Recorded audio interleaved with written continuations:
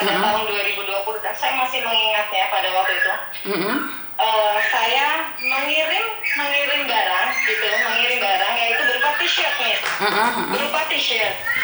Saya spill untuk brandnya ya Miss ya, saya mohon maaf nih gitu, supaya saya detail gitu. Nah, brand Giordano mungkin di Indonesia sangat eksklusif tapi tidak untuk di Hong Kong. Di Hong Kong biasa-biasa saja, seperti itu loh Miss. Oke. Pada waktu itu memang sedang ada promo dan harganya sih cuma 50 atau 60 dolar itu di Giordano gitu. Pada waktu itu saya hanya membeli ya sekitar 7 untuk untuk t-shirt dan juga jaket dari bos saya diberikan kepada saya gitu loh. Dan itu kan second hand dan bukan baru. Tapi memang bermerek ya Miss ya, bermerek.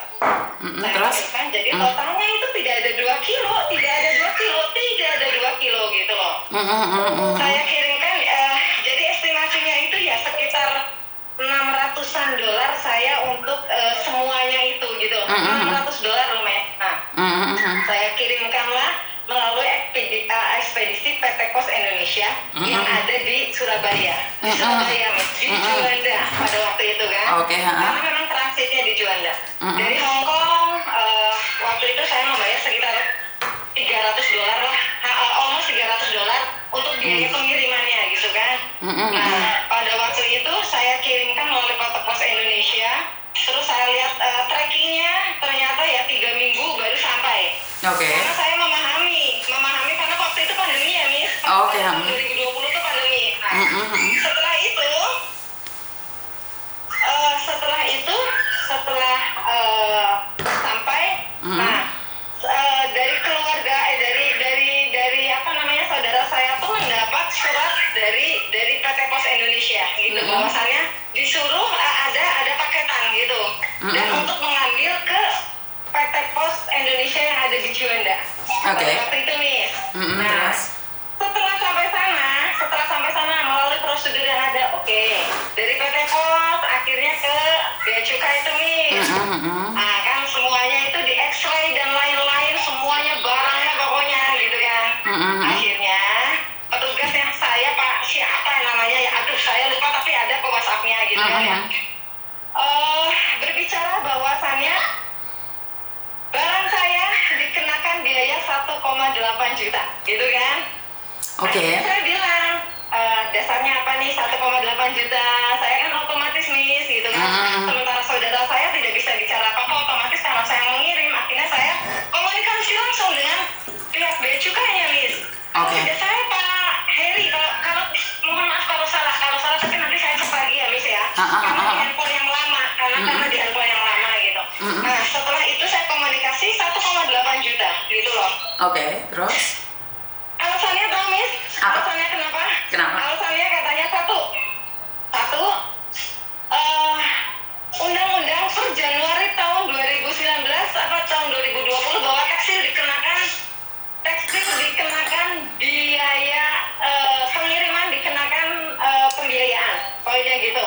Kalau aturannya seperti itu gitu kan. Saya nggak sempat baca KUHP lah, saya bilang kalau memang iya kayak gitu kan ini dan sebagainya. Terus saya apa lagi, saya bilang kayak gitu.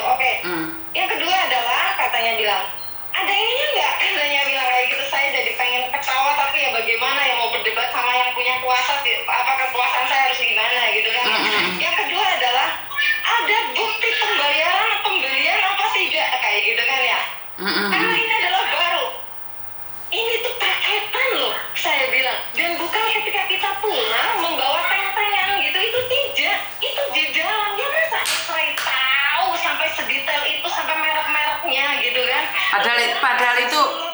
Padahal itu adalah barang bekas dari majikan. Nah iya, barang bekas Miss. Memang yang Giordano itu yang 50 dolar Miss, yang 7 kali 5 berapa sih Miss kayak gitu loh. 7 kali 5 itu paling berapa, 250 dolar gitu kan, 500 ribu katakanlah. Dan akhirnya saya screenshot pembeliannya Miss, gitu kan, pembeliannya. Dan saya bilang ini adalah second hand, yang yang jaket dari bos saya, seperti itu kan. Saya berikan kayak gitu. Iya, dan ini adalah ya gila, saya bilang kayak gitu. Saya tuh sebenarnya saya nggak bisa marah sih lah orangnya gitu. Pada akhirnya oke Pak, iya ini tetap aja sekarang gini aja, kalau mau mengikuti aturan silakan, kalau tidak 1 bulan tidak bisa diambil, kita akan lebur kayak gitu. Kita akan lebur katanya kayak gitu.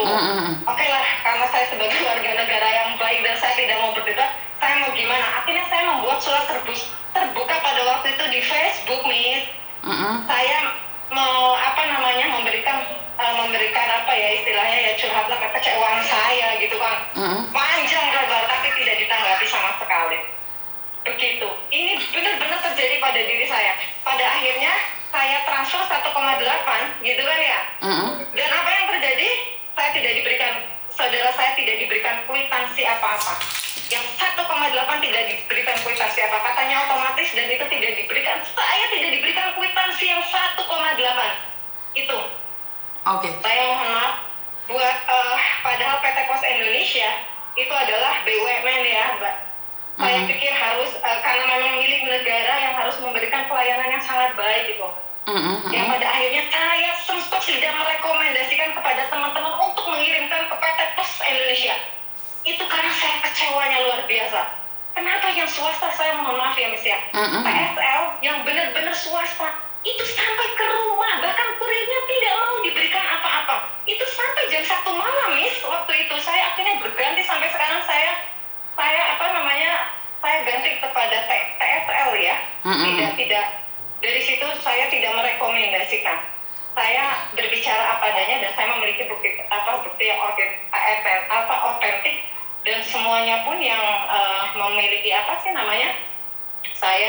saksinya pun mereka pada masih ada semua seperti itu. Itu harga sekitar $600 dan saya harus membayar 1,8 juta. Mungkin bapak-bapak yang ada di Juanda pasti mengingat bagaimana saya begitu kita berdebat untuk masalah undang-undang pada waktu itu. Itu Miss. Oke, jadi artinya adalah undang-undang bukan untuk dibuat dari rakyat untuk rakyat ya Mbak ya. Jadi undang-undang itu malah terkesan menyengsarakan kita. Bisa dibilang seperti itu. Setuju, Miss. Nah, jadi kan harusnya undang-undang adalah melindungi semuanya sih. Sebenarnya saya tidak mengatakan bahwa undang-undang itu tidak akan memihak pada kita, tapi kan lihat juga keadaannya. Terus sesuatu yang sangat aneh sekali saat undang-undang diberikan dan kita nggak tahu. Dan sekali lagi mungkin harus disosialisasi juga. Kurang sosialisasi, betul. Kurang sosialisasi, Miss. Betul sekali. Itu dari dulu tuh Indonesia seperti itu ketika ada, saya mohon maaf ya, Miss ya. Saya tidak mengatakan bahwa siapapun itu sarjana hukum sekalipun kita pernah berkecimpung di di hukum seperti itu. Saya pikir Indonesia itu ketika sudah ada kejadian gitu ya, baru dibuatlah undang-undang gitu. Saya melihat ketika memang pandemi gitu loh. Kalau saya sih merasa pada waktu itu gini loh, ketika ada pandemi ya masa iya sih harus kita juga gitu loh yang dicekek gitu loh. Gitu. Saya ngerti waktu itu Indonesia ya Miss ya. Indonesia lagi sulit-sulitnya, makanya untuk online dan sebagainya harus online dan keluar pun sulit gitu kan. Akhirnya saya berikan kaos dan kebutuhan apapun itu gitu kan. Yang pada akhirnya ternyata dikenakan 1,8 dan itu benar-benar saya bilang gila dan nggak make sense banget. Itu kekecewaan saya, mohon maaf saya setir. Saya mohon maaf kepada PT Pos Indonesia harus satu hal lagi ya Miss ya. Ini baru untuk PT Pos karena memang sudah saya pikir kan itu adalah BUMN yang tertua ya untuk masalah ekspedisi itu PT Pos Indonesia loh.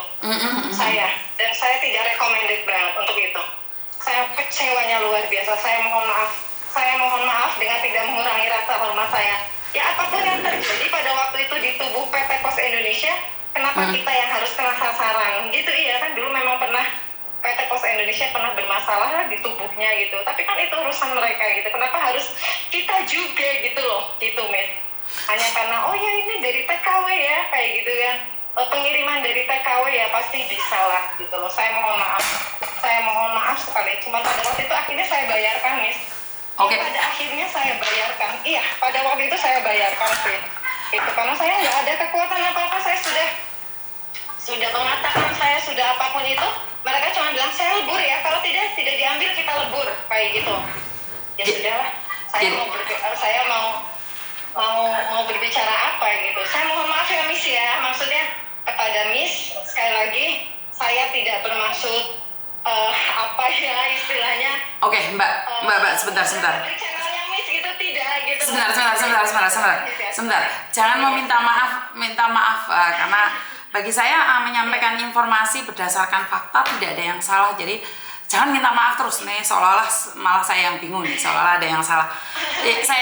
Saya ingin katakan bahwa ini adalah kehidupan di dunia nyata dan saya cuma berharap bahwa kita harus menjadi lebih baik lagi. Dan selama kan kamu pernah bilang, Miss Yuni, sebenarnya kejadian itu sudah lama, tapi kan tidak seviral di tempatnya Miss Yuni. Maksud kamu kan seperti itu? Betul, Miss. Betul, setuju saya. Iya. Oke. Kenapa di tempatnya Miss Yuni itu viral? Sebenarnya bukan Miss Yuni yang memviralkan, sayang. Ini sebenarnya persepsi yang salah ya. Bukan Miss Yuni yang memviralkan. Miss Yuni tidak bisa memviralkan. Yang memviralkan itu kalian sendiri. Kenapa saya bilang kalian sendiri? Kalian bekerja sama satu sama lain. Netizen bukannya saling menghujat, tapi netizen saling bergandeng tangan nge-share. Iya, betul. Kekuatan netizen. Ini adalah kekuatan. Betul. Jadi ini adalah kekuatan netizen, gak ada hubungannya dengan Miss Yuni. Jadi Miss Yuni itu cuma alat, tuh. Jadi Miss Yuni itu cuma alat. Tidak lah, menurut saya, saya pikir enggak lah, Miss. Tidak. Nama baik Miss Yuni, keberadaan Miss Yuni, tanpa Miss Yuni, kita apa, Miss? Kita apa? Sekarang gini, Miss Yuni tidak membuka YouTube channel dan mengedepankan nama baik. Saya pikir nothing gitu. Iya. Kita lebih banyak yang mencintai Miss Yuni loh. Kalau nggak seperti itu kan? Malah aku ngomong. Dengarkan aku ngomong. Satu hal sebenarnya, oke, Miss Yuni pernah menolong kamu karena kamu terus menyebut nama Miss Yuni, jadi malu. Maksudnya, ya saya menolong kamu secara pribadi. Oke, secara pribadi, orang lain mungkin nggak tahu. Tapi masalahnya sekarang bukan masalah pribadi ini, sayang. Saya cuma ingin bilang bahwa sebenarnya itu semua karena kekuatan netizen. Kan saya selalu bilang nih, ini mau diviralkan atau enggak, itu kan kalian. Jadi kan kalian sendiri nih, akhirnya kalian share. Karena itu, kalau kita dijadikan sasaran empuk, kita bagaimana harus membentengi diri kita? Benar nggak sih? Kan selalu saya bilang bahwa kita itu dianggap semut sama orang-orang besar. Nah, bagaimana caranya semut ini tidak disakiti oleh orang lain? Bergabung. Benar nggak sih? Nah, saat kita bergabung, saya sendiri nggak tahu loh Mbak, kejadiannya loh tanggal berapa sih, sudah seminggu yang lalu. Viralnya baru sekarang. Bener nggak?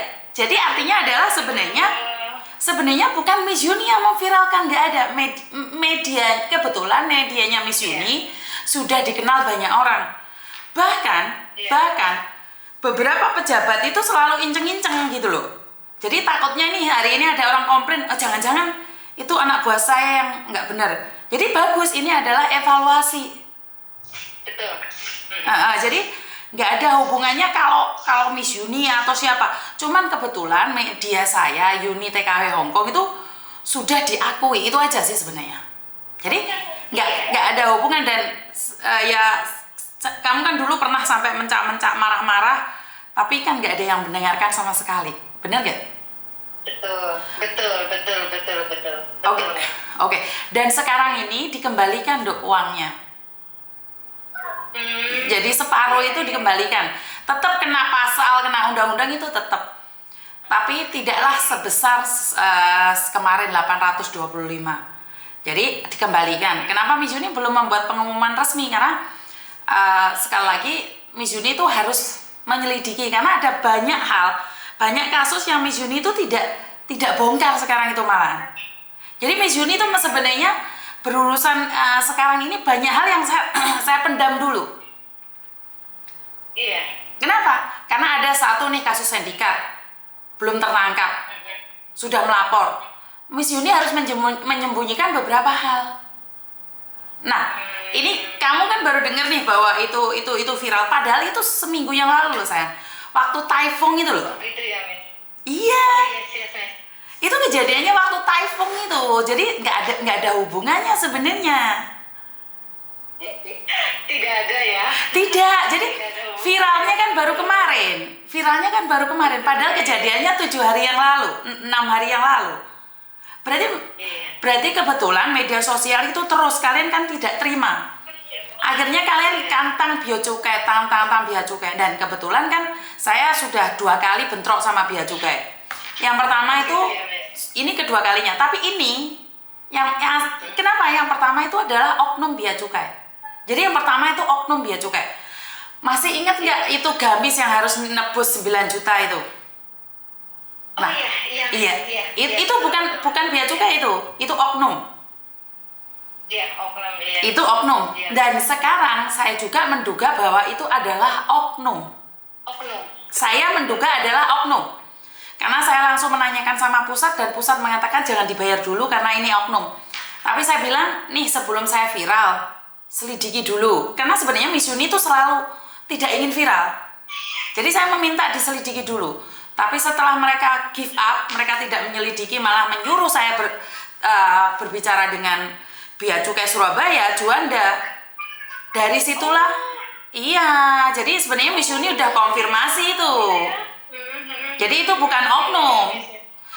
Yang sempak ini bukan oknum, yang gamis itu oknum. Jadi yang sempak ini bukan oknum karena saya sudah tanyakan pertama kali ke pusat dan pusat mengatakan itu adalah oknum. Setelah itu saya dikasih nomornya Juanda, tapi ternyata Juanda menyatakan bahwa itu bukan oknum. Akhirnya saya dikasih perinciannya, cara pembayarannya pajak. Nah, benar kan, Miss? Betul kan? Betul. Iya. Betul. Jadi Miss Yuni diajarin tentang pajak ya, sekali lagi. Karena Miss Yuni tidak punya wawasan, dan Miss Yuni kan sekolahnya cuma S2, yaitu SD SMP. Nah, tentang masalah ini kan Miss Yuni, bukan, ini kenyataan. Miss Yuni harus belajar dong. Saat saya berdebat dengan pihak bea cukai yang tetap mengatakan bahwa itu adalah US dollar, otomatis kan saya marah. Dan saya ngasih kesempatan sekali lagi pada mereka, boleh nggak saya berbicara dengan dirjennya pajak, atau boleh nggak saya berbicara dengan seseorang humas yang bisa menjelaskan saya sebelum saya up di media sosial. Itu saya nanya loh, karena bagaimanapun juga saya itu tidak membenci bea cukai. Jadi saya itu tidak membenci bea cukai, saya hormati bea cukai. Tapi karena tidak ada yang menjelaskan pada saya, pada sore hari kantor tutup, otomatis nggak ada yang jelasin dong ke saya. Iya, benar nggak? Nah, karena itu sore saya live. Karena waktu itu saya nangis itu bukan karena bea cukai, ada 2 hal. Ada 2 hal yang membuat saya nangis. Yang pertama, anak sakit dari Turki, saya tidak bisa membantu dan saya minta bantuan, nggak ada yang peduli. Itu saya nangis. Nangisnya karena anak Turki ini. Dan yang kedua, jengkel karena nggak ada yang peduli bea cukai. Jadi saya itu barengan 2 kasus itu melo akhirnya. Miss Yuni itu melo, kebawa. Akhirnya aku baper. Lepas buka kamera, air mataku menetes lah yo. Nggak tahu saya harus ngomong gimana. Itu netes gerodos air mataku. Nah, dari situlah saya mengungkapkan rasa kesal saya.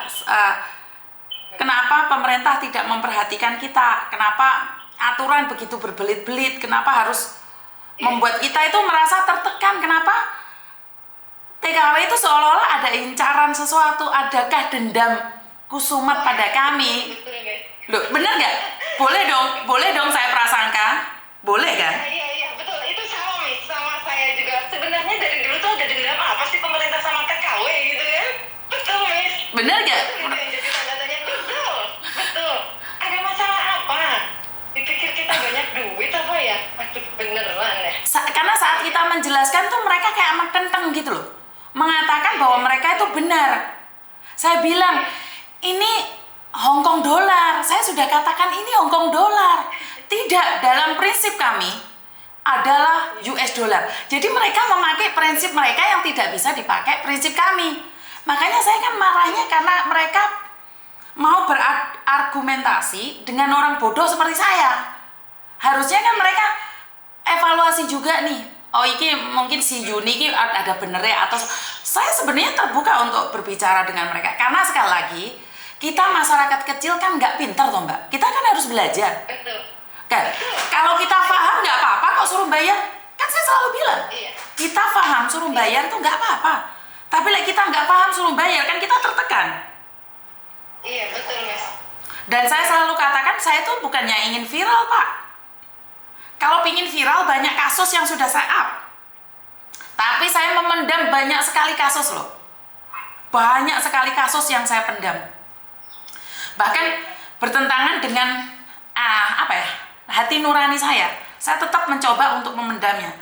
Makanya kalau sampai ada orang yang dendam kusumat sama saya, membenci saya, kadang-kadang ya wis gak jalur ya mau. Kadang-kadang saya cuma mikir, aduh ya Tuhan, ya apa sih? Kenapa kok aku dibenci? Itu kadang-kadang saya mikir loh, Mbak. Jadi saya cuma pingin bilang sama pemerintah, ya nggak apa-apa diadakannya ini itu sebenarnya nggak apa-apa. Cuman kan harus sosialisasi.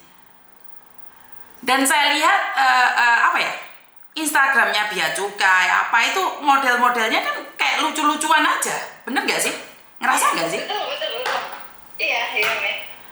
Betul. Nggak tahu mereka bisa upgrade atau dengan saya nggak tahu ya. Memang di era milenial, tapi rumangsaku ya nggak kayak gitu juga gitu loh. Iya.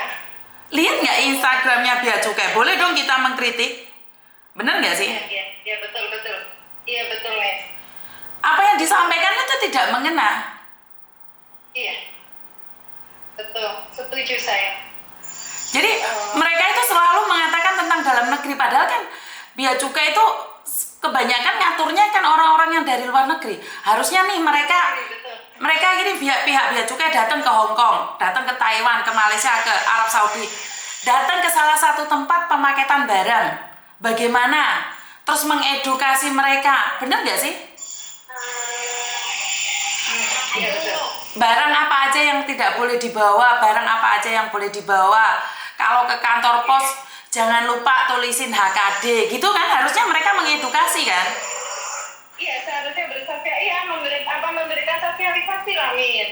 Jadi di mana tempat yang seharusnya diberikan seperti itu. Gitu. Iya, jangan goblok no, karena masyarakat kita kan berbeda. Kayak di prank gimana sih, Miss? Kayak di prank. Beneran loh. Saya tuh merasa di prank loh sama pihak Bea Cukai. Saya sampai ngomong seperti itu. Kita tenang nih, dikirim ternyata di sana di prank gitu loh, luar biasa. Gitu, di pranknya dengan undang-undang. Betul itu, undang-undang.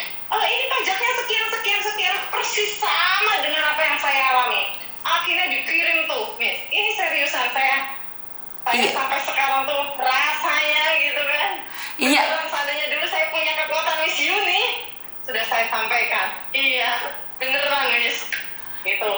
Jadi apa yang saya katakan adalah para pejabat di Indonesia itu ada dendam apa sih sama pekerja migran Indonesia itu?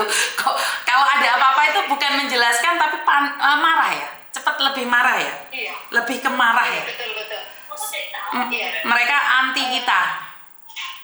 Iya, betul. Mm-mm. Miss Yuni tahu marahnya itu mungkin kalau saya sih seseorang yang marah ketika memang dikritik kan untuk menutupi kesalahannya sih. Kalau saya gitu loh. Ketika memang ada satu kesalahan ya pasti lebih ke marah-marah gitu loh. Lebih ke marah gitu loh. Tapi saya syukur alhamdulillah nih dari Pak Yus kemarin memberikan respon yang sangat baik sekali loh. Oh gitu. Betul, dari staf khusus Menteri Keuangan itu teleponan sama saya dan dengan hati yang begitu teduh, dengan kerendahan hati dia minta maaf loh sayang. Jadi Nama baik, Miss. bener. Nama baik, Miss. Bener. Ya, betul. Ini orang hebat loh, staf khususnya Kementerian Keuangan ini. Betul. Iya. Yang saya kagum adalah bukan kesalahan dia dan dia minta maaf. Ini yang hebat. Iya. Oke, ya udah kerja untuk wes. Orang yang bisa. Oke. Saya thank you banget sekali lagi. Halo. Iya sayang. Iya, saya thank you banget udah bisa. Sebenarnya sih saya nggak ada kerjaan apa-apa, Miss, gitu loh. Kapanpun itu saya bisa telepon sama Miss Yuni. Oke. Thank you dari awal sampai saya sudah 1 tahun lebih, mau 1 tahun di sini. Saya thank you banget. Oke, kamu harus cari Miss Yuni ya. You are the best. Terima kasih. Sangat, Miss, dan saya tahu banyak orang yang mencintai Miss. Abaikan orang yang memiliki penyakit hati, intinya kayak gitu. Harus bisa masuk dan keluarga. Tetap semangat ya, Miss. Oke, semangat, I love you. Oke, bye bye. Thank you, Miss. Bye bye. Ya, jadi ini pernah saya tolong katanya, tapi saya sendiri sebenarnya sudah lupa. Bahkan saya tidak ingat orangnya, tapi dia meluapkan kekecewaannya sekali lagi pada Bea Cukai. Jadi ini mungkin Bea Cukai bisa memperbaiki atau seperti apa dan bagaimana. Seperti yang saya katakan tadi, sepertinya Bea Cukai ada dendam kusumat pada para pekerja migran. Sebenarnya kalau saya kemarin sempat menanyakan itu, sebenarnya saya sudah dapat jawabannya, Mbak. Sebenarnya Bea Cukai tidak punya atensi khusus terhadap kita sih sebenarnya. Bea Cukai hanya tahu bagaimana cara memungut pajak, biaya pengabaian atau IMEI atau itu aja sih. Mereka tidak akan pernah memberikan atensi pada kita. Setelah mereka memungut pajak itu kenikmatan apa yang kami dapatkan? Bukan kenikmatan ya, bahasanya dokur, bingung aku. Maksudnya apa yang Anda bisa berikan pada kami saat kami taat pajak? Ada nggak rewardnya buat kami? Ini sebenarnya kritikan ya buat pajak ya. Aduh, malah ngiritik pemerintah ini sebenarnya aku rapati seneng. Karena memang bukan ranah saya. Cuman karena dari banyaknya orang yang meminta untuk berbicara, ya sebenarnya diberikan sedikit atensi lah. Iya, oke. Ini pembayar pajak yang baik, dapat reward dari Bea Cukai. Ini seorang pekerja migran dari Hong Kong, sering mengirim barang dan taat pajak, dapat reward. Kayak ngene Pak Chandra itu lho, sering kirim duit untuk sepeda motor. Masa iya teko Bea Cukai sering bayar pajak gak dapat apa-apa?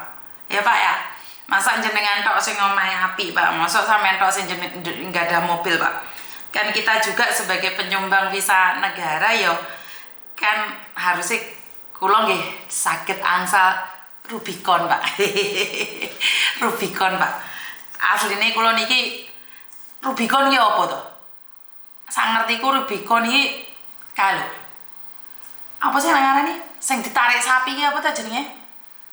Rubicon iki apa to? Sing ditarik sapi iki apa jenenge? Pegon. Jadi sampean daripada sampean memberikan aku Rubicon sih sebenarnya kasih aku pegon sapi lanang loro lemosin ngono seneng aku Pak. Jadi saya tuh tidak perlu apa ya?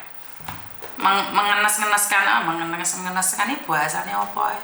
Saya ono telepon masuk nih. Halo. Halo. Selamat sore.